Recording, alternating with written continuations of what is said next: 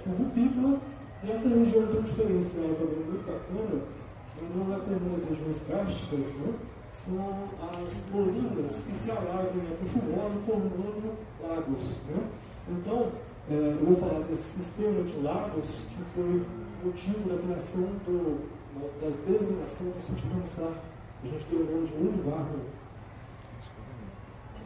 Então, esses são os blocos, né, da geologia, eu não vou falar deles agora.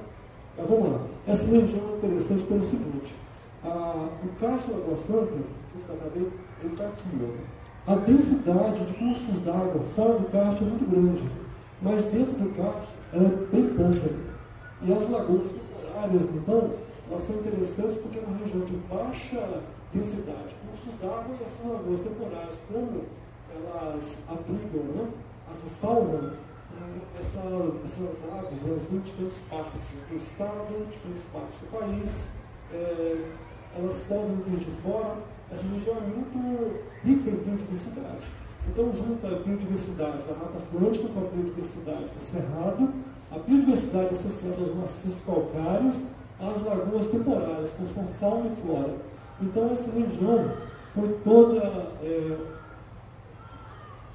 ela ganhou uma importância internacional em termos de conservação da biodiversidade, da fauna e flora brasileira e também do estado de Minas Gerais, né? Mas, infelizmente, o governador parece que está querendo acabar com esse título, que é importante para ajudar na conservação.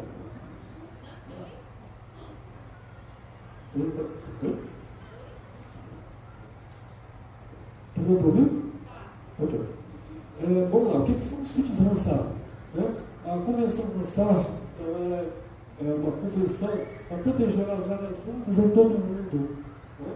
Essas áreas ganham status de sítio Ramsar, que são áreas úmidas de importância internacional. Né? As ações da Convenção Ramsar estão fundamentadas no reconhecimento pelos países signatários da importância ecológica, valor social, econômico, cultural, científico, recreativo de tais áreas.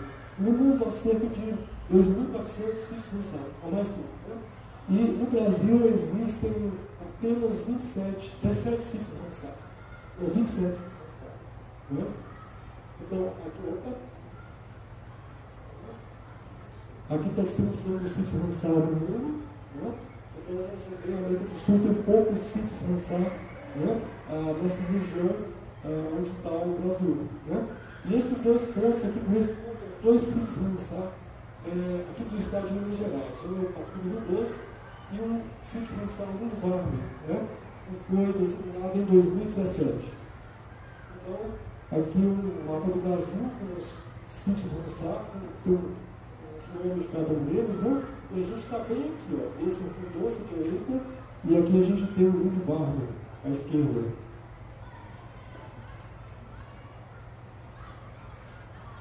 E por que esse sítio é importante? Né?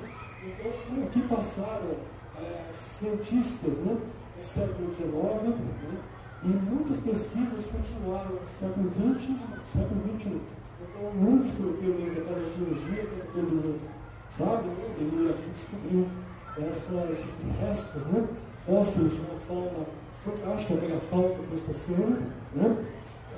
Todos esses animais que estão em cinza foram extintos, né? Os sobreviventes são esses coloridos aqui. Às vezes a gente ainda tem chance de ver em alguma parte do Brasil. Né?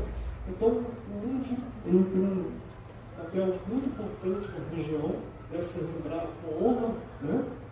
E o outro é o Eugen Warmel. Né?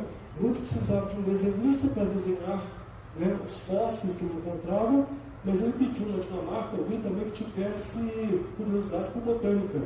E aqui, então, o Eugen Warmel, que veio a convite do índio, ele não só ajudou o índio, mas ele também escreveu um livro que é fantástico. É considerado por alguns autores como o primeiro livro de ecologia. Né? Então, esse livro do Eugen Warmel seria um marco na ecologia tropical, aqui onde ele teria nascido. Então, você vê que a escolha do nome de Warmel tenta homenagear essas figuras que são fantásticas. Interlúdio e Eugen Warmel. Né? E o Warmel já atento para a flora do Cerrado, ele percebeu que a flora tinha adaptações que podiam mostrar, né, a fuga de de estações desfavoráveis, quando a chuva para, ou a fuga de fogo. Então eles escrevem uma série de adaptações que são muito interessantes, né? E que nos guiam até hoje nos estudos, né? Sobre respostas, por exemplo, de plantas ao fogo. Uma área muito interessante da ecologia. Então, em 2017, o ministro do Meio Ambiente, o Sarney Filho, nós fizemos um estudo com cerca de 19 lagoas da região, nós seguimos essas lagoas durante 2 anos, né? Amostramos a avifauna dessas lagoas, então a gente tinha medidas da biodiversidade, como ela variava no espaço, no tempo, e juntamos uma literatura científica, o que a gente podia conseguir caracterizar essa área e mostrar sua importância.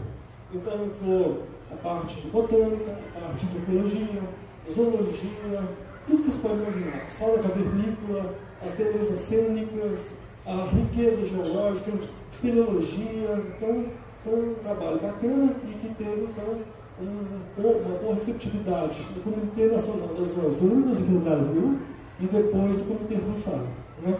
Então em 2017 nós ganhamos esse título, né? Lund Wagner. E o Wagner. Ok. Esse mapa da direita aqui, ele foi feito pelo professor Bruno da PUC, né, o geógrafo da PUC. Ele mostra então as lagoas que existem nessa região, são várias. Depende muito da regularidade da chuva e da intensidade das chuvas, porque elas se formam em dolinas, que são essas depressões das superfícies dos terrenos cársticos, né, das superfícies cársticas, que algumas delas podem se alagar, né? Então, quando elas se alagam, elas viram lagoas, né? E essas lagoas, elas têm associados flora e fauna. Então, chegam aves de toda parte, né? Aparecem de repente e começam a fazer parte da flora e da fauna dessas lagoas.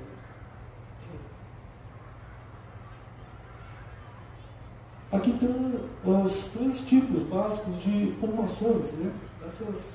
Voltando aqui, ó. Essas depressões do terreno kárstico, algumas, elas simplesmente o solo afunda, mas elas não são alagáveis. E outras, elas são alagadas, né? Então, esses são os 3 tipos de formações que são encontradas na região, né? Então, aqui o solo afundou, não tem água, mas tem uma massa que está se usando aqui, ó, que o solo afundou. Então, como a rocha calcária é uma rocha que se dissolve com gás carbônico, né, ela vai ser corroída por debaixo do solo, e você tem os abatimentos no solo, né? Então, em determinadas regiões, em solos mais impermeáveis ou talvez mais próximos do lençol freático, essas lagoas podem, então, ganhar forma, né? Então, são algumas lagoas bem superficiais, a maior parte delas é bem rasa, elas são pequenas normalmente, né? Algumas estão associadas a afloramentos calcáreos, como essa aqui, ó, né? Que fica lá perto de Cerca Grande. E essa aqui fica uma das lagoas de Macambeiro, né? Então, no livro do Augusto Laumer tem as designações desses tipos de formações, né? Então, basicamente, essa região é muito interessante do ponto de vista geológico, né? Então, você tem a água de chuva, ela se combina com o gás carbônico da atmosfera, ou o gás carbônico resultante do metabolismo do Sol, do solo, e forma um ácido carbônico, que é esse aqui, ó, H2CO3, né? H2CO3 que reage com o KO3, carbonato de cálcio, dando bicarbonato de cálcio como resultante. E aqui a gente vê os efeitos, né, da água carregada de ácido carbônico, né, corroendo o calcário. Então, os seus filamentos, né, mostram como é que a água pode ser corrosiva para o calcário. Isso em pequena escala, né? Essa planta aqui em cima é chamada Eucalídea, é uma planta anual, uma das poucas que consegue viver nesse mundo rochoso, né? E talvez seja a colonizadora primária quando uma rocha calcária é exposta, quando ela é clonal, então a mãe sustenta a filha, ou uma família inteira de conjuntos como aqui, né? E quando a gente pensa nessas formações de dissolução na rocha calcária, é muito interessante porque ela começa, às vezes, em escoamentos, né? Em fraturas na rocha, em fendas, né? Às vezes até em grandes falhas que afloram a superfície. E elas vão sendo corroídas pelo ácido carbônico, ao tempo, erosão de mecânica, então raízes podem levantar rochas que são sedimentares, as camadas de rochas sedimentares, né? A gente tem água superficial que pode também ser um agente erosivo. Então aqui a gente tem o efeito da erosão, né? Durante milhões e milhões de anos. Ele pode começar então como uma coisa assim, pequenos escoamentos, né? E ao longo do tempo essa coisa vai tomando forma. Então, um cânion inteiro. Esses cânions normalmente se formam ao longo de fraturas na rocha. Assim como muitas galerias em cavernas, elas seguem as fraturas, onde a água, então, pode entrar carregada de gás carbônico, foi corroendo, né? Você também os fluxos de água continuam corroendo na rocha. Então, vocês têm essas formações que são muito fantásticas no Gacho, né? Então, esses relevos extremamente acidentados, né? Cheio de surpresas. Uma delas é essa aqui, ó. Então, volta aqui atrás um pouquinho. Ó, então, falando com vocês, o gás carbônico que se combina com a água, forma um ácido carbônico, que ataca o calcário, dando bicarbonato de cálcio. Dando bicarbonato de cálcio, ele é dissolvido, então essas rochas calcárias vão dissolvendo, vão sumindo. Né? Agora, olha que interessante isso aqui. Ó. Eu cheguei há pouco tempo lá em Cerca Grande e eu encontrei as folhas de um lugar que estava submerso, todas cobertas desse talco. Esse talco nada mais é do que um carbonato de cálcio que foi depositado. Né? Então a reação, aqui o bicarbonato ele pode tomar um caminho inverso, ele se desdobra no carbonato, aqui o bicarbonato, ele vira de novo carbonato, libera CO2 e água. E esse carbonato aqui, ó, ele foi depositado nas folhas. Né? Então é interessante a gente perceber que muitos paredões calcários, como no Lago de Sumidoro, a gente tem uma faixa branca que mostra os antigos níveis da lagoa, ou de pedras que estão próximas, né? Dos afloramentos, como Cerca Grande, por exemplo, tem uma cerca, né? Longa, com várias marcas das oscilações do nível da água, e sempre o calcário, dessa forma, marcando o nível da água. Então a rocha calcária está toda quebrada, ela vai sendo fraturada, erosão química, mecânica, vão agindo, abrindo esses fragmentos cada vez mais.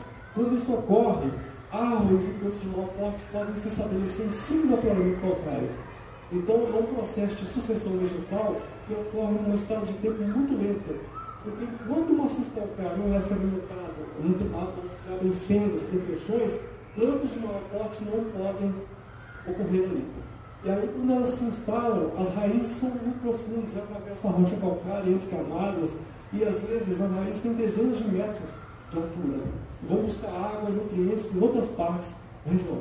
Então, é interessante porque em cima da rocha calcária é um deserto. Né? E aqui a gente tem uma visão do maciço calcário, né? Todo erodido, nessa erosão é muito fantástico, o calcário vai dissolvendo, e a floresta crescendo graças a essa erosão, que está permitindo que as árvores se instalem. Então aqui a gente tem uma vegetação associada ao afloramento calcário. Né? O topo do afloramento não tem árvores, mas lá estão aquelas goleiras que eu falei com vocês.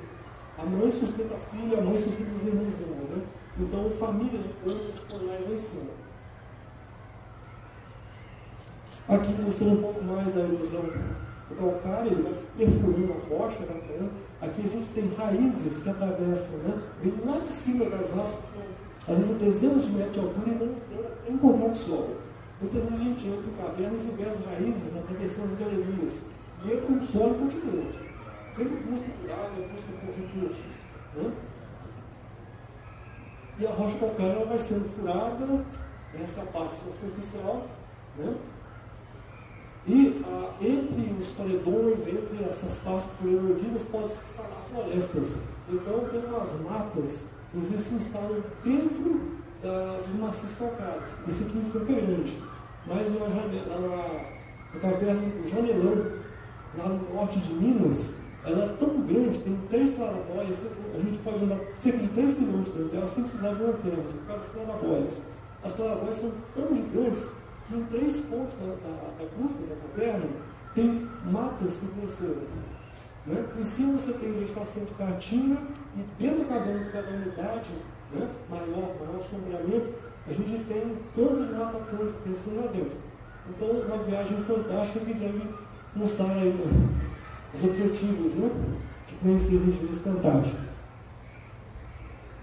Aqui em uma daquelas depressões, né, a vegetação cobria toda a parte, mas ela foi desmatada com a formação de pasto. Mas esse é uma lagoa, aqui a lagoa não existiria, tá? É só uma depressão mesmo. E aqui uma coisa bacana, que a água, ela continua, quando ela cai em maciço calcário, ela se infiltra e continua debaixo da terra. Então essa é uma caverna que está fechada para o turismo, né? Mas ela, vocês percebem aqui, ó, uma pequena cachoeira dentro da caverna, junto da lagoa. Né? Então, uma coisa muito importante nessa região, além da biodiversidade, além das belezas cênicas, geologia, história, série de coisas, a gente tem também o aquífero kárstico, que é muito importante. Então, fonte de água, que é cada vez mais preciosa no planeta que está enfrentando as mudanças climáticas. Vou falar disso depois. Aqui, você vê como é que as lagoas podem mudar ao longo do tempo. Esse foi um estudo de doutorado da minha aluna lá da UFMG, a Cláudia, a Paula Nóbrega, com a Janaína Guiar, que é do IEF, me ajudando. Então, a gente tem as lagoas, elas aparecem, são dolinas que vão alagando, né? Crescem em tamanho e depois vão subindo de novo, na medida que a estação seca avança. Então, quero ver o filme de novo? Vamos ver.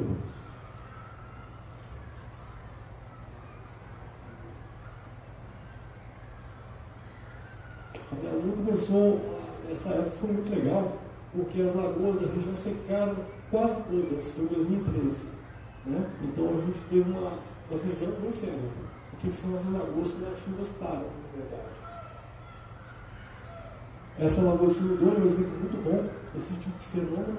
Essa lagoa ela foi descrita no livro do Varney, né? Ele faz a primeira descrição de uma lagoa que seca. É muito interessante, eu não vou falar aqui não, mas se vocês quiserem eu posso mandar a referência. Olha a lagoa de Sumidoro, quando a Paula começou o trabalho dela em 2012, em 2013 como ela ficou. Esse aqui é o Corre do Samambaia, né? Que atravessa o meio da lagoa, né? E ele desaparece em dois sumidouros, na esquerda e na direita, né? Que são aqueles poeiros no chão. Eles vão mais próximo da lagoa e depois ela é coberta já de vegetação. Né? Porque quando a lagoa seca, a vegetação terrestre começa a se instalar. A vegetação precisa de não tolerar umidade elevada. Então ocorre um processo de sucessão vegetal muito rápido. Olha aí, a lagoa de novo. Né? E esse é o sumidor da lagoa. Né? Então, aquele copo Samambaia, esse é o sumidor da direita. Né? Ela entra por debaixo do subterrâneo. Então, talvez vão formar cachoeiras embaixo, indo a galerias subterrâneas. Então, é um ambiente fantástico. Né? E aqui uma sequência temporal da Lagoa de Sumidoro. Eu fui registrando sempre no mesmo ponto, daquele mirante do parque. Né? Então, a gente percebe as diferentes fases e como é que esse sistema é dinâmico. O interessante é que quando a lagoa vai sendo coberta de vegetação terrestre, as aves vão desaparecendo. A lagoa está secando, as aves aquáticas. Mas aí as aves terrestres começam a chegar. Então, esse processo ele vai e volta. Então, a gente tem sempre aves terrestres dando lugar a aves aquáticas, aves aquáticas dando lugar a aves terrestres, no mesmo com a vegetação. Isso é responsável pela biodiversidade. Em outras palavras, as lagoas precisam encher e secar, porque a gente tem a mesma biodiversidade nelas. Então, respeitar o ciclo das lagoas, que implica em não utilizar de forma irresponsável áreas dos lençóis freáticos, por exemplo. E não cortar florestas, porque nós estamos perdendo as fábricas de chuva do planeta, né? Um ritmo cada vez mais assustador. Biodiversidade na Apacaxa é altíssima, eu não vou ter os números não, mas é impressionante porque exatamente uma região da fronteira do Cerrado, da Mata Atlântica, com maciços calcários que sustentam mata seca, vegetação rupícola e mais lagoas cársticas com vegetação aquática e ave e fauna aquática. Então a biodiversidade é muito rica, fauna, flora, invertebrados, né? Muito fantástico. Aqui eu coloquei algumas listas, uma listinha de por que as lagoas, normalmente, esses ambientes úmidos, né? Por que eles são o foco da Convenção Ramsar, a Convenção de Águas Úmidas. Então tem uma lista relativamente longa aqui, ó, para ver se é possível de ver. Então, mosaico de hábitats. Olha que interessante, a gente tem uma lagoa em frente a um maciço calcário, uma mata seca, né? E aqui uma lagoa com um ambiente totalmente diferente, né? Que carrega uma biodiversidade diferente do que a gente está conhecendo. Então, o mosaico de hábitats é uma coisa importante.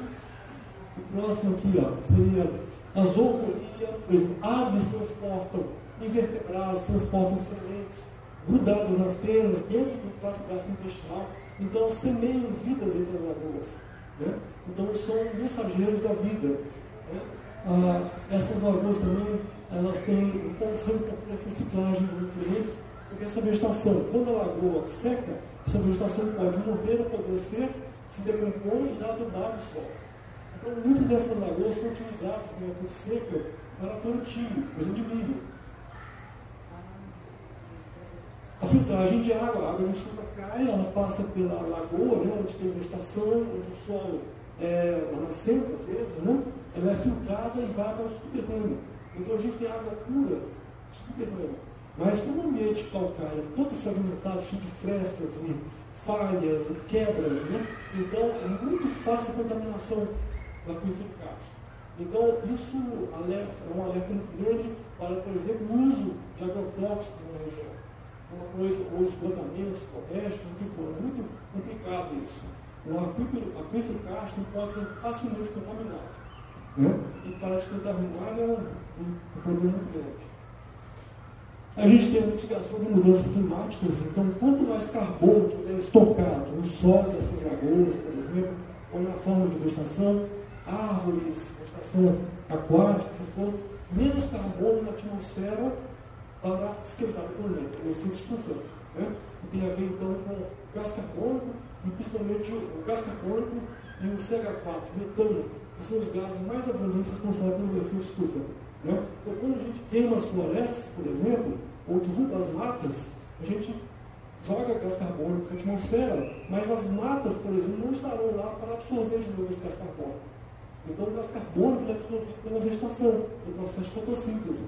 Então, quando a gente destrói sem repor, a gente só aumenta o potencial de efeito estufa, das mudanças climáticas. Então, a gente cria uma bomba, né?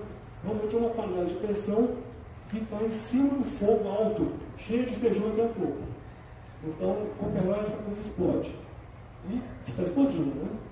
Então, a gente pensa em coisas como peixes para humanos, água e alimento para cavalos e gado. Então, isso é muito comum. O pessoal da região coloca gado e cavalos para pastar na lagoa, né? Solos férteis para agricultura, pontos de parada para aves migratórias, né? Controle de erosão, vegetação segura de erosão, ecoturismo, turismo científico de lazer, valor científico, histórico, cultural, valor paisagístico. Isso é um serviço ecossistêmico que não tem preço. A sanidade mental está ligada ao convívio da natureza. Pessoas que vivem emparedadas, né, elas são muito mais sujeitas a doenças. Então, isso tem sido cada vez mais pesquisado. Então, a gente tem uma série de são chamados serviços ecossistêmicos prestados para esse tipo de paisagem. Então, aqui, essas listas aqui ajudaram a justificar esse tipo de avançar. Aqui um pouco da biodiversidade, da abacate, né? Então, aqui, essas aves aqui, por exemplo, são migratórias vindo do hemisfério norte. Bem de longe mesmo. Essa é uma gaivota chamada Gelocaris dominoticus. Ela foi vista uma única vez na região. Então, são animais fantásticos, né? E lembrando, quando a lagoa seca, né, e vai virando um campo, os animais, por exemplo, mamíferos, vêm em busca de vegetação. Aqui, patinhas de veada, pegadas de veado, que é a Amazônia americana, uma viagem de pequeno porte, né, que dava aquela foto da lagoa. Esse tipo de avião que era um gelo, ele pode ser migratório também, um especialista em conchas pomácea, No Pantanal, além de conchas pomácea, tem caranguejos. Então lá eles comem caranguejo também. Mas aqui é só concha pomácea. Ou seja, se as pomáceas desaparecem, aquela concha grandona que a gente encontra nas lagoas, né? Glandular, esse gavião desaparece. Especialista. E isso aqui é uma coisa muito bacana. As lagoas vão secando, a gente tem aqui uma vegetação terrestre e uma vegetação aquática. à medida que o solo seca, ele vai trincando, e a vegetação terrestre, que não tolera umidade elevada, as sementes germinam e vão cobrindo o solo. Enquanto isso, você tem ainda plantas de ambiente aquático que estão enterradas nesse solo aqui, abaixo do solo.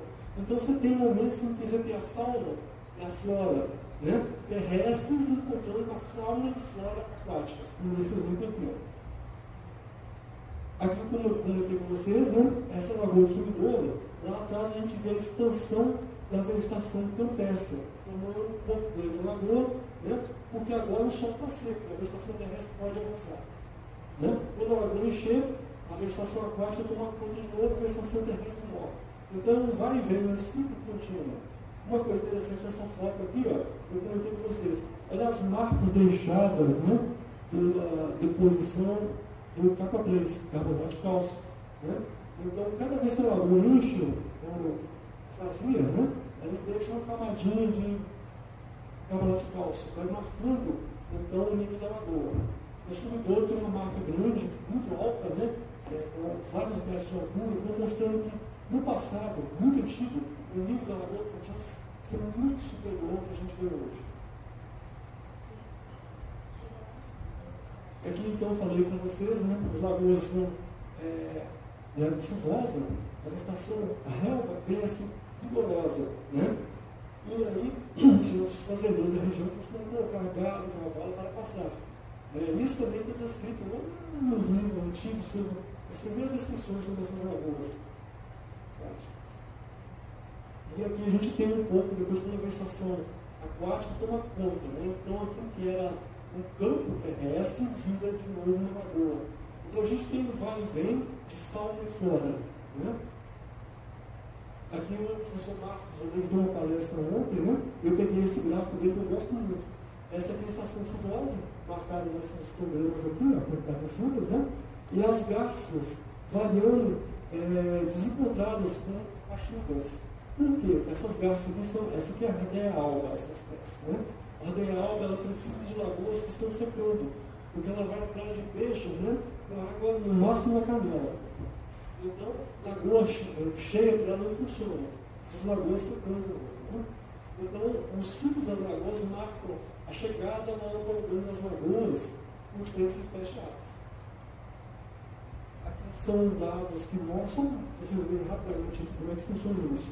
Quando uma lagoa enche, aqui ó, uma lagoa esvaziando, da direita para a esquerda aqui, ó, cada ponto corresponde a uma amostragem da mesma lagoa na época seca. Então a lagoa vai perdendo espécies. Ela está diminuindo, as espécies aquáticas de aves vão abandonando a lagoa. Né? E aí, quando as chuvas chegam, são os pontos verdes, olha lá, então as aves voltam de novo. Então vai e vem de fauna e flora constante. Né? E as aves, normalmente elas viajam em bandos. Né? Então nesse outro gráfico aqui a gente tem exatamente o número de indivíduos, né, com o número de espécies. Aumenta rapidamente porque elas vêm em bandos. Chega 20, 30, às vezes 100 indivíduos da mesma espécie, né, na mesma região. Então, esses são gráficos que falam coisas muito legais para a gente. Uma delas é que, de uma maneira geral, as lagoas maiores, elas têm mais água e elas têm maior riqueza em espécies. As lagoas pequenas, elas são menores e têm menos espécies. Então, o sistema todo é muito bacana porque as lagoas pequenas secam mais rapidamente, as abandonam as pequenas e vão para as grandes.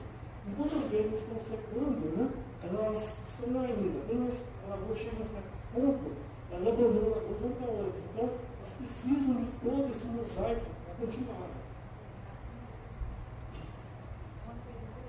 Isso é um ciclo de uma lagoa, mas eu vou pular esse slide. Né? Se vocês tiverem depois interesse, eu posso mandar para você. Para não ficar muito longo. Né? Uma coisa importante é que essa região recebe aves migratórias que vêm do norte. Né? Do hemisfério norte. Esse aqui, por exemplo, é pão de olhetas, né? É uma águia, chamada águia pescadora. Essa é a região onde ela se reproduz, no continente norte-americano. Né? E quando o inverno chega no continente norte-americano, ela migra para o sul. Então essas são as rotas migratórias dessa águia, né? e elas chegam e passam o inverno no hemisfério norte, elas estão no hemisfério sul. Aí elas passam o inverno. Essa águia pescadora, ela é frequentemente vista na Lagoa de São Grosso. Então, o que sugere que essas rotas migratórias talvez passem bem perto dessa região. Ou talvez sejam alguns animais que se desviam da rota migratória, né, e vêm parar aqui. Então, biodiversidade, né, espécies que vêm do norte. Então, isso é da justificativa do sítio avançado. Se essas áreas úmidas desaparecem, as aves migratórias não vão ter onde se alimentar durante o movimento migratório. Então, há um tratado internacional por causa disso. Um país com uma fauna ajuda o outro, né? Porque essa fauna pode estar usando diferentes países, diferentes partes do planeta, né? Com pontos de parada para alimentação, para continuar o movimento migratório. Então, o Pan de Anoaletos é um bom exemplo desse fenômeno fantástico, são as migrações a longa distância. Essas aves viajam milhares de quilômetros, isso é todo ano. Uma coisa bacana que nos liga com a arqueologia e com a conexão com o passado distante. O anterior foi a conexão com regiões distantes do planeta. Né? Então, as lagoas daqui ligadas ao hemisfério norte, por exemplo.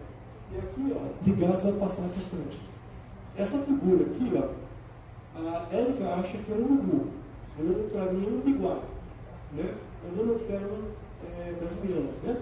É uma costuma parar com as asas abertas, né? E essa aqui, ó, é uma garça. Precisa de muita imaginação. Olha só, e talvez até com peixe na boca, não sei não. Olha lá. Né? Essa do Assis Sumidouro, essa aqui que se flagrante. Então, é interessante porque, indiretamente, os paleoíndios registraram, de alguma forma, assim, pegaram o que seria, talvez, uma fase seca das lagoas temporais, uma fase com água. Porque os biguás precisam de água funda, porque eles mergulham para o peixe. Enquanto as garças, elas andam na beira da lagoa quando elas estão secando. Então, indiretamente, isso aqui pode repetir um ciclo de cheias e secas, né? Que os paleoíndios, há milhares de anos, registraram. Então, essas pinturas têm talvez entre 3.800 anos, né? Então, são os dados lá da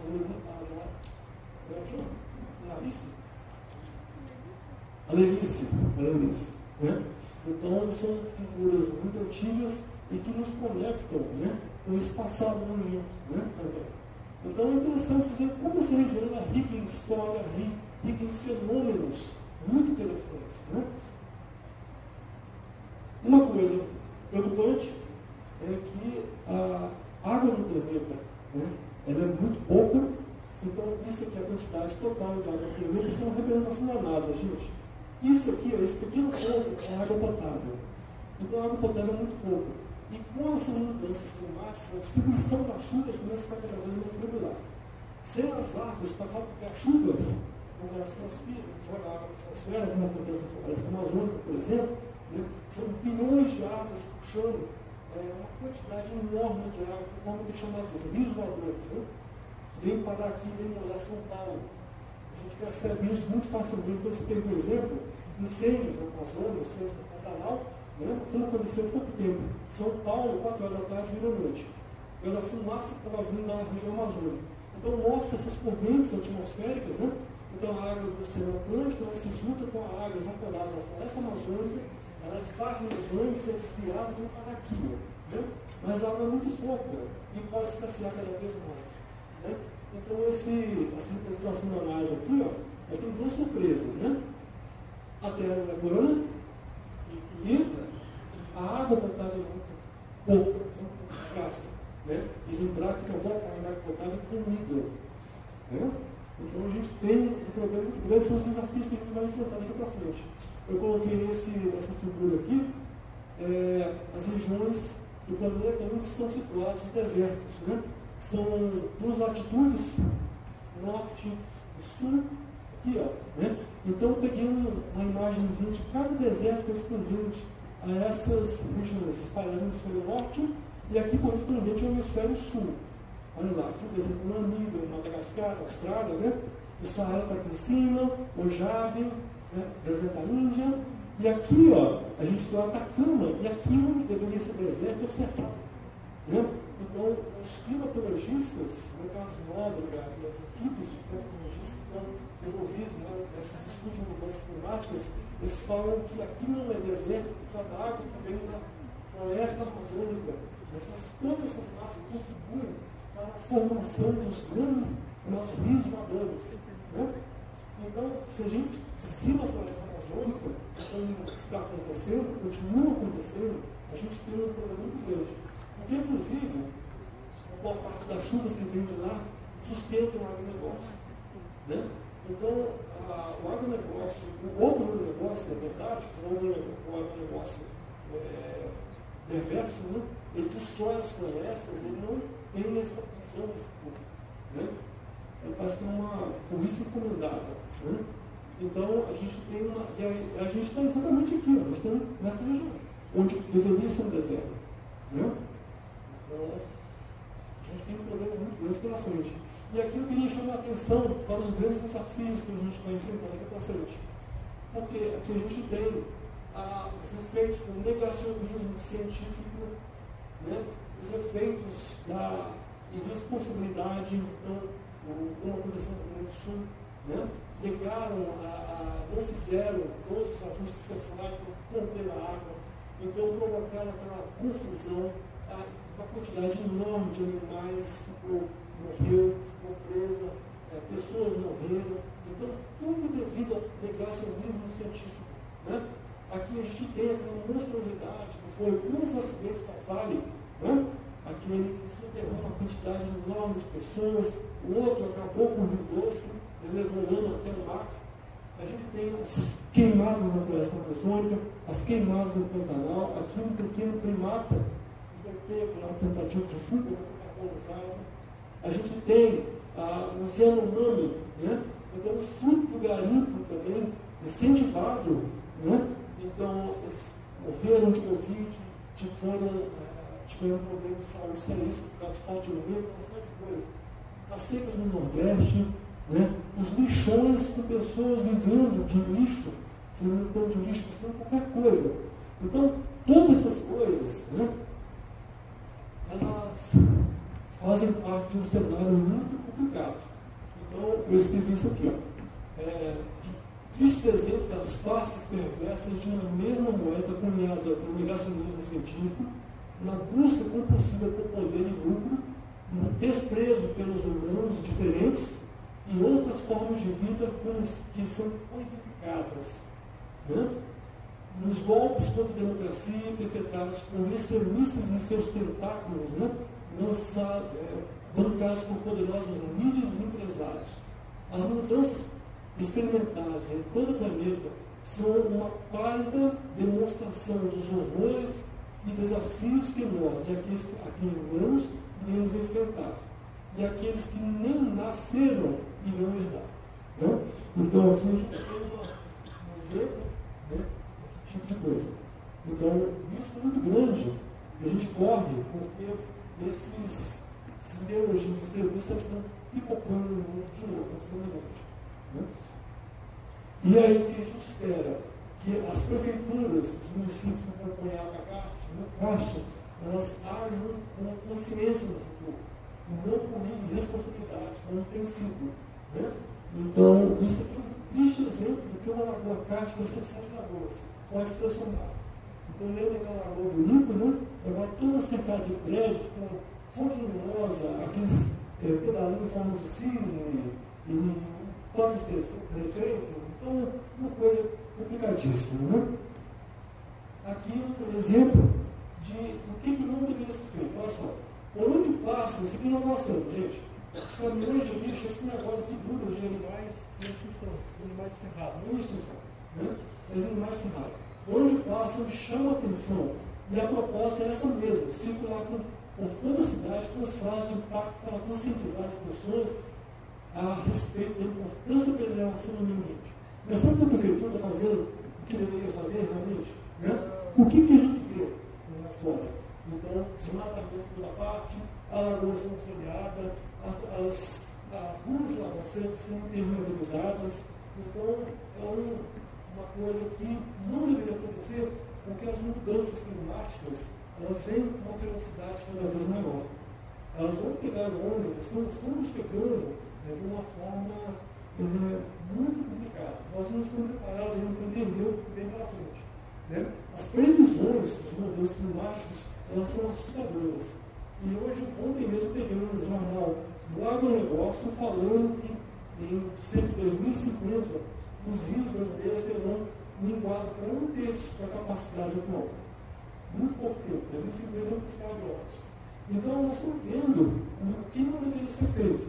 Então, as prefeituras locais, os governos, eles têm que se acordar com relação à responsabilidade que eles têm com as pessoas, com o ambiente, com o futuro, inclusive aqueles que não nasceram. Então, aqueles funcionários da prefeitura que assinam os decretos que condenam centenas de milhares de árvores ao abate, né? Elas não pensam muitas vezes que o filhote dela vai estar vivendo num mundo extremamente complicado. Tá? É o mundo que a gente vai deixar para eles. Então a gente precisa de muita consciência disso. E quando a gente abate árvores, né? Então eu fiz diagrama bem simples aqui. No ambiente equilibrado, a gente tem as árvores transpiram, essa transpiração joga água para a atmosfera, você tem as chuvas são filtradas na vegetação, você tem o escoamento, você tem fauna e flora saudáveis, escoamento superficial é pouco, a água se infiltra e abastece o solo freático. Agora, quando você corta as florestas, põe fogo e tudo mais, o que você tem? A pouca chuva que cai, né? Ela estoura, levando terra, erosão, né? O solo perde fertilidade, pouquíssima água infiltra e o solo freático para embaixo. Para duplicar, o solo está grandão, né? Queimando, né? Imagina as autoridades viajando no carro, com ar-condicionado, né? Montanas, enquanto está lá o cara ajudando a asfalto na rua, numa temperatura de 40 graus, né? Lidando tentando sobreviver num ambiente cada vez mais inóspito. Então a gente tem que riscar isso no mapa e investir nisso aqui, ó. Reverter esses quadros de matamento, de assolamento que está acontecendo, né? Precisamos educar as pessoas, né? Os que estão ocupando os cargos administrativos, políticos, né? Porque não tem tempo para pensar. Os efeitos das mudanças climáticas são muito drásticos e cada vez mais severos. Um pouco da biodiversidade cerrada está sendo perdida com o abate das florestas. Né? Esse aqui eu via lá de casa. Aí cortaram as árvores, sumiram. Né? Não vejo mais. E ainda animais de grande porte são vistos. Né? Essa onça parda aqui, ó, a cuna com bola, ela foi avistada, foi flagrada numa pulmonia aqui na nossa. Por quê? E esse aqui é o Cervóis urcunus. É uma chamada de raposão, um canute também, que ainda vive nesses pequenos fragmentos florestais que estão restando a paisagem. Fechando? Então, a região. Desculpa. A região tem um potencial muito grande de ecoturismo, para a gente ensinar a ciência, a gente aprender ciência, fazer pesquisas, o potencial para o sul de arqueologia, atrair turistas que vêm de todo lado. Região.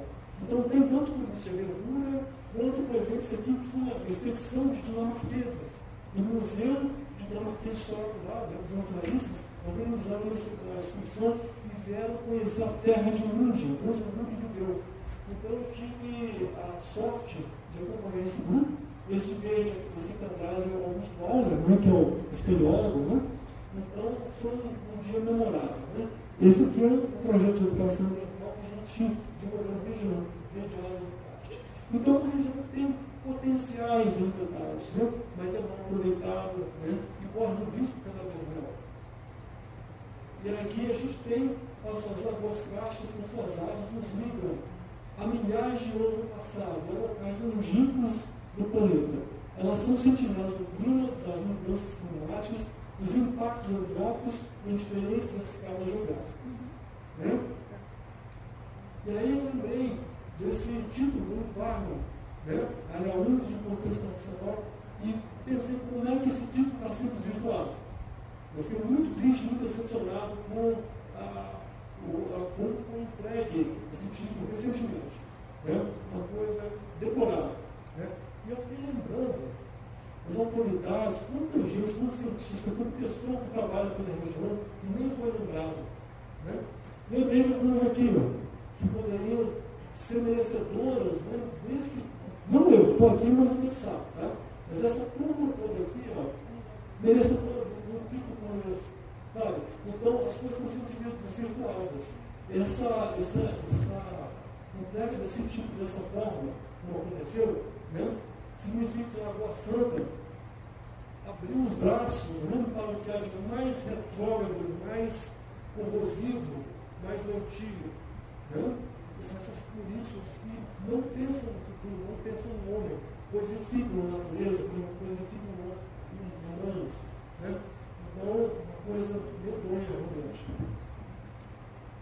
E aí eu lembrei, para fechar, dessa frase, que é muito bonita, do filme Grande Ditador, Charles Chaplin, né? Quem não conhece esse filme vale a pena ver. Então ele fala assim, ó, lá no final do discurso, chama-se discurso final, né, do Grande Ditador. Ele fala assim: homens máquina, com mentes de máquina e corações de máquina. Vocês não são máquinas. Mais do que máquinas, precisamos de humanidade.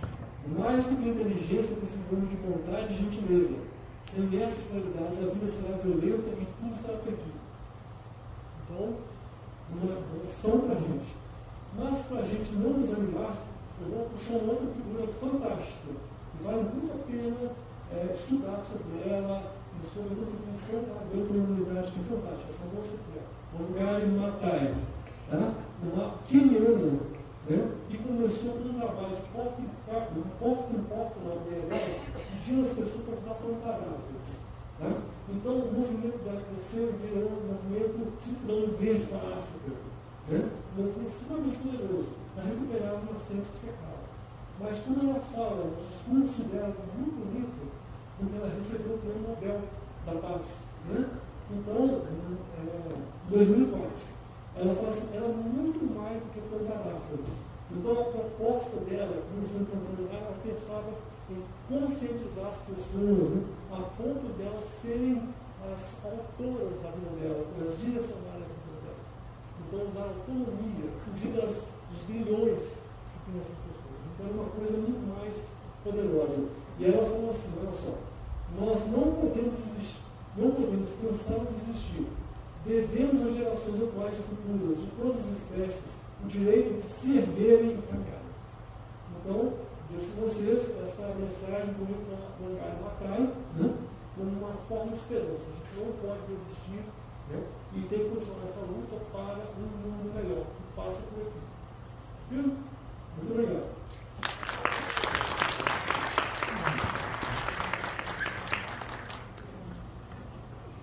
Senhoras e senhores, temos espaço neste momento para perguntas, dúvidas. Alguém quer fazer a participação?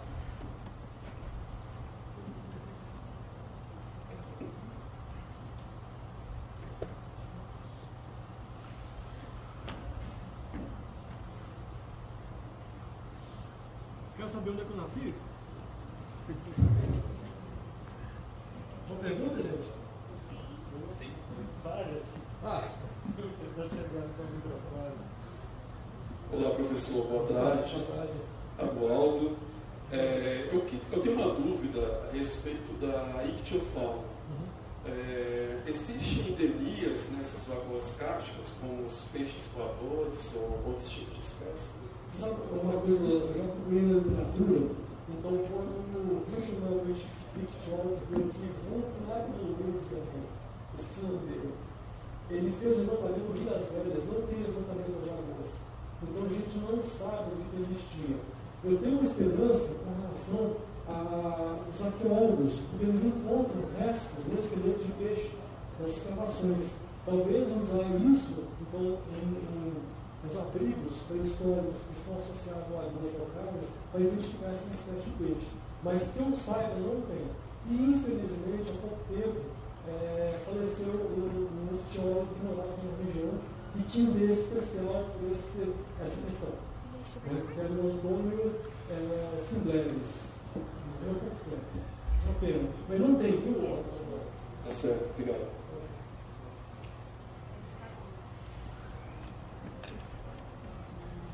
Boa tarde, professor.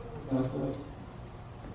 Muito obrigada, né? Extremamente importante trazer para um seminário como esse que resgata tantos temas, né? para a região do Cast essa sua fala.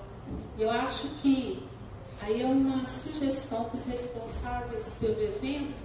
Sua palestra deve ser enviada para as outras secretarias aqui de Lagoa Santa, as demais prefeituras aqui do Cast, mandar para a Assembleia Legislativa de Minas, mandar assim, num vídeo muito bem feitinho para o governador, para ele entender o que é essa região, antes de tomar uma decisão errada, né? Mas a questão, né, além da sugestão, porque na hora que o senhor começou a sua fala, deixou a gente aqui meio assustado. O que é isso de o governo de Minas querer destituir a área do sítio Ramsar? Porque é uma convenção internacional, né? Não é essa, não era do sítio Ramsar, não. É uma... Em Minas Gerais, ela foi classificada como área de importância biológica especial no Brasil e no Estado. É isso que está prestes a cair. Não o sítio Ramsar. Aí não consegue mexer, não. Até agora, né? Obrigado, Plano. Mas eu acho que tem que levar esse conhecimento. Professor Eugênio, boa tarde. O senhor sabe que eu venho seguindo o senhor há quanto tempo, né? Olhei a imagem aí do Rede Asas do Cast, uma bandeira que nós levantamos e continuamos levantando, que agora é Caravana do Rede Asas do Cast. Eu queria que o senhor informasse assim, com mais objetividade aqui, sobre o sítio Ramsar, que é extremamente importante aqui no nosso estado de Minas Gerais. O sítio Ramsar, ele foi, como eu falei para vocês, foi uma série de pesquisas que a gente fez, né? Então, eu falei, não, o sítio Ramsar deve ser caracterizado. Deve ser uma zona úmida, né? Então, a região alagável, por exemplo, uma zona úmida, com, às vezes, elevada biodiversidade e que gera uma série de serviços ecossistêmicos, né? Ou seja, que beneficiam diretamente humanos. Né? Então, no planeta, os tipos de sítio Ramsar são muito variados. E o que a gente conseguiu aqui? Uma boa parte da APA está muito urbanizada. Então, quando a consultora do Ministério do Meio Ambiente veio aqui, né, nós rodamos a APACAST com ela e ela falou o seguinte: vamos propor o sítio Ramsar na área menos urbanizada da APACAST, na área mais rural. Então, ela pega mais ou menos metade da APA para cima, mas tem um rabicho, né, que pega lá para o Vermelho de Leopoldo, né, pega também, esqueci o nome da lagoa, né? Mas, juntando todas essas lagoas, ela pega, ele cobre lagoas de diferentes tamanhos, associadas a maciços calcários, né? Essas lagoas, o Parque Sul é a maior delas, a maior das lagoas, né?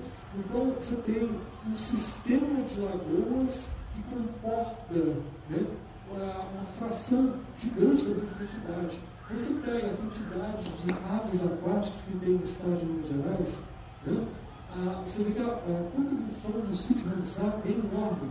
Se não me engano, é cerca de 30% da biodiversidade de aves aquáticas do estado. Então, é uma área muito pequena. Quando você faz o mesmo cálculo para plantas, para mamíferos, você consegue ver que a densidade de espécies aqui é muito elevada, né? Numa área muito pequena. Então, ela é muito preciosa. E uma coisa, olha o potencial para estudar, o potencial para o ecoturismo, o potencial para o turismo de aventura que essa região oferece. Né? Os maciços calcários, as cavernas, as entrâncias, né? O ciclo das lagoas, que pode ser acompanhado pelas escolas que a gente vê nas áreas do kart, né? Os observadores de aves, né? Os arqueólogos, os paleontólogos, os últimos estudos, né? Os historiadores que estão atrás da história antiga da região. Então, a região, olha, veio o Lund, veio o Varney, veio o Richard Burton, né? Uma série de naturalistas, exploradores que estiveram aqui se maravilhando na região. Né? Então, a gente tem fauna, flora, a gente tem ciclos naturais das lagoas, a gente tem paisagens fantásticas, né? Beleza cênica, a geologia, a espeleologia, você tem fauna cavernícola, então animais que são realmente endêmicos, né? E uma parte disso ainda pronta a ser explorada, precisa ser explorada. Então, é um potencial muito grande que essa região oferece. Se o pessoal tiver interesse, eu posso mandar um relatório avançado que a gente enviou então para o Comitê Internacional ANSAR, né? E que gerou esse levou a esse tipo que a gente conseguiu. Obrigado pela pergunta. Professor, boa tarde. Teleporto, sou arqueólogo. Você falou que a sua esperança nos arqueólogos de acharem vestígios ictiológicos, né? Aí eu vou trabalhar um pouquinho a sua esperança. Porque eu ajudei a analisar um pouco da fauna do material encontrado em Santana do Riacho e depois na região do norte de Minas. E um pouco de vestígio que a gente acha de peixe são algumas vértebras. Então, que não permite a gente avançar numa classificação. Então, eu joguei um pouquinho de água fria no seu fervo. Desculpa. Não, entendeu? É muito interessante essa questão, porque tem relatos aqui no livro do Aníbal Matos, que conta um pouco dessa história, né? No década de 1940, não sei, por aí, né? Ele fala que nessa região, uma vez eles comparam com um jogo de água de dentro da terra, né? Então a gente pode imaginar com surgência, né? E muito peixe sendo jogado para fora. Mas a gente não tem registro atuais do que é isso.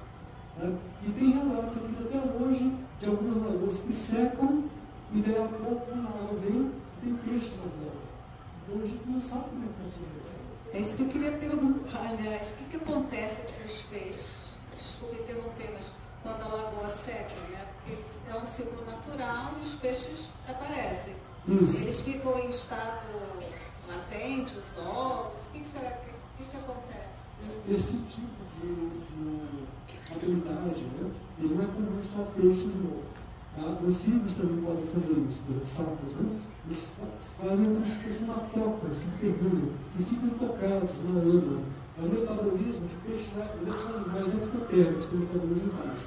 Então, a vida deles é equivalente do ponto de vista metabólico, né? E eles podem resistir muito tempo enclausurados nesses blocos de lama, como se casulos de lama mesmo. Quando a água vem, eles conseguem escapar. Então, é a vida do impossível, basicamente, né? Então, eu tinha muita esperança de que esse tipo de coisa fosse registrada aqui. Mas até o momento eu não tenho nenhuma notícia de que isso possa acontecer. Tá? Mas isso é comum em outras regiões que são sujeitas a essas variações, né? Então, inclusive em regiões desérticas. Foram e anfíbios ficam focados, são peixes na lama, esperando a chuva que às vezes demora muito a vir. Não pode acontecer.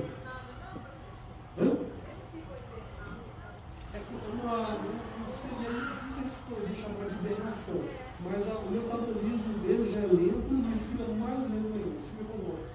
É como se você colocasse um carro só sem acelerar. Isso é como tem mesmo vida. Mas a vida é muito flexível. Essa coisa é muito interessante. Tem tempo ainda que eu estou falando? Entendeu? Há pouco tempo, a gente está pensando como a vida é uma coisa plástica, uma coisa fantástica. Há pouco tempo eu fiquei sabendo uma coisa surpreendente. Um depósito de salinho, depósito de sal, muito antigo, com milhões de anos. Eles fizeram uma perfuração extremamente rigorosa, tiveram uma amostra desse sal, uma profundidade muito grande, e colocaram no laboratório, né, em soluções nutritivas. Bactérias, eles acreditam que alguma coisa em torno de 250 milhões de anos que viveram. Então a vida tem uma plasticidade fantástica, com coisas fabulosas que a gente começa, às vezes, a entender, né? Mas faltam estudos aqui. Mas esse exemplo levou um cientista, né, que estuda esse tipo de organismo, chamado de extremófilos. Então, vida no extremo. ele falou o seguinte: potencialmente essas bactérias são mortais. 250 milhões de anos para elas como vivas. Né? Eu não vivo 250 milhões de anos. Zé, oi, Isabela. Isabela. Então, primeiro te parabenizar pela palestra excelente. Eu já conheço algum pouco, né, desse conteúdo seu, que eu já participei de outras palestras suas, e acho que você se superou nessa. Parabéns. Obrigado. Ainda sobre esse assunto de ictiologia, eu queria levantar um fato curioso que acontece nas lagoas de Mucambeiro. Infelizmente, atualmente, a lagoa da Vargem da Pedra está tomada por tilápias, que são introduzidas toda vez que a lagoa volta. Né? Então, ela chega a secar, como em 2013 mesmo, né? Nessa situação que aconteceu no Cache, de uma das secas, e os moradores introduziram tilápias. Era tido ali, porque nos programas de educação ambiental a gente teve contato com a comunidade, né? Então era registrado para nós como relato dos moradores que ali tinha duas espécies comuns de se encontrar. Uma delas é o bagre, e que agora não estão sendo encontrados justamente por causa da tilápia, né? A tilápia, ela atrapalha o ecossistema dos outros peixes, então, e ela tem uma taxa de reprodução muito alta, e ela acaba prejudicando a fauna nativa, né? É uma fauna exótica.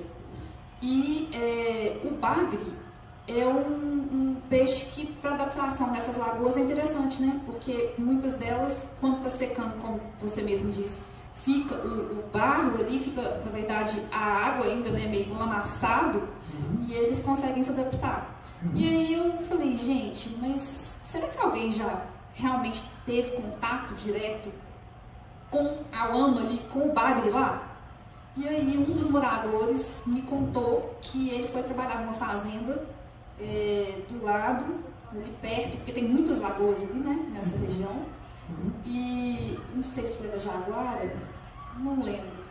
E ele teve contato com... Ele estava escavando perto de um sumidouro quando ele encontrou vários bagres. Então, assim, temos esse registro no Cache, não está documentado, mas é um dos animais que sobrevive nas lagoas, essa pergunta que a colega fez ali, né? Isso.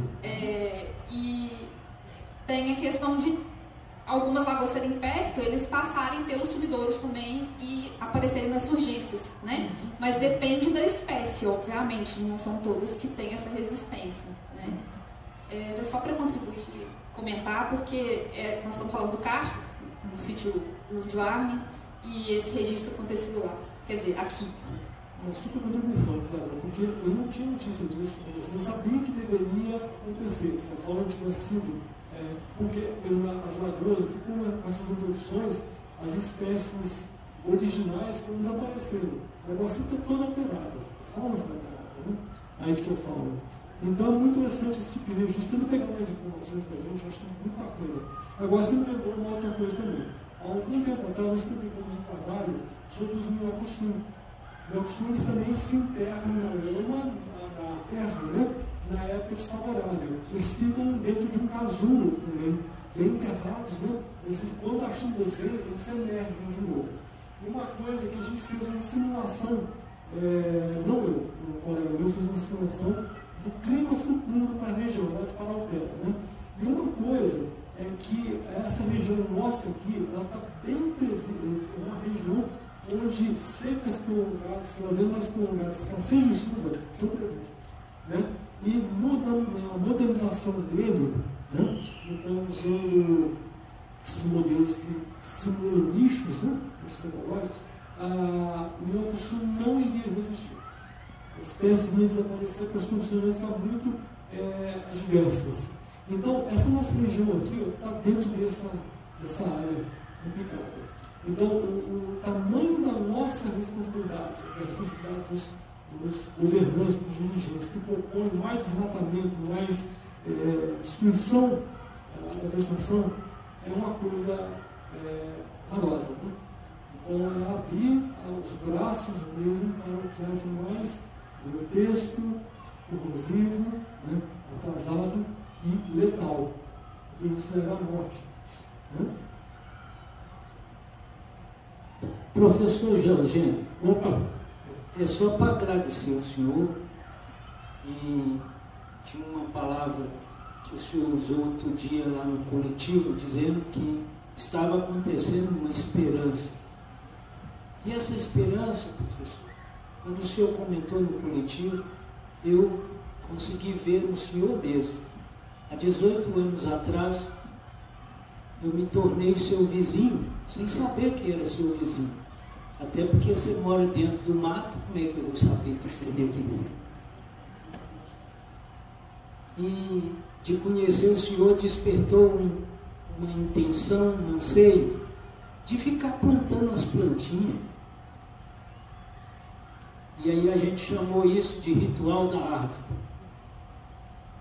E aí tem um desenho ali na parede, o pessoal pode conferir, no dia 30 de junho, essa coisa de plantar uma plantinha juntou 25 mil plantas plantadas.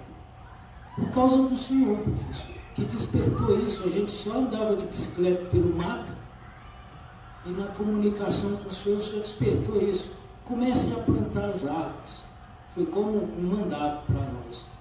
E assim, juntado 25 mil plantinhas, junto do agradecimento, tem um outro jeito de fazer pergunta para o senhor. Se o senhor concede para nós a honra do plantio dessa número 25 mil, que vai ser lá em Confins, do lado de a Praça Santa Cruz, no dia 30. Aí o senhor traz a professora Malu para fazer companhia. Pode ser? Eu, assim, muito honrado com as suas palavras, viu? E obrigado, e eu aceito sim. Nesse dia 30, se não tiver caído no teu olho na minha cabeça, eu vou lá. Né? Me leva Malu comigo. Né? E você falou em esperança, eu lembrei do Enfield. Então o Enfield tinha aqueles personagens assim, deles que eram muito engraçados, né? E um dia ele falou sobre esperança. Eu assisti uma peça do Enfield muito bonita, eu acho que é o Palácio das Artes, não sei. E aí, num momento da peça, eles perguntavam assim, mas onde está a esperança? Né? E aí o ator, ele olhava para o público que estava na frente dele. A esperança então são vocês aí. Né? Cada um fazendo um pouquinho. Então, continuando. E você está seguindo os passos da lugar e Matai. Nelsinho Matai. Nossos agradecimentos ao professor